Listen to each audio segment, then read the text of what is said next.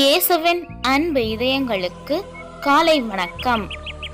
இந்த நாள் உங்களுக்கு ஆசீர்வாதமாக அமைய வாழ்த்துக்கள்.